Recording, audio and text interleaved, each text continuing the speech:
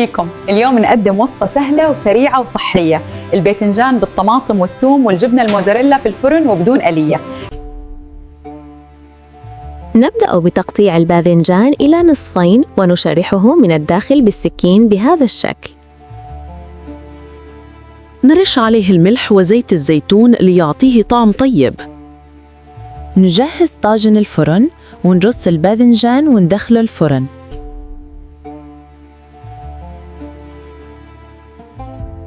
نقطع الطماطم قطعاً صغيرة ونفصص الثوم ونخلطه بالسكين بهذا الشكل، ثم نشوح الثوم في زيت الزيتون، ثم نضيف الطماطم ونقلبها حتى التسوية.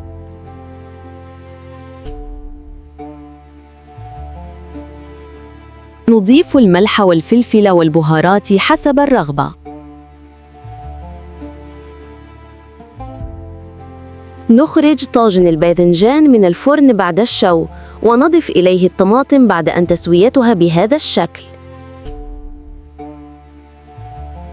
نضيف الجبنة الموزاريلا وندخل الطاجن الفرن. وبالهنا والعافية، وإلى اللقاء مع وصفة جديدة، ولا تنسوا الاشتراك بالقناة ليصلكم كل جديد.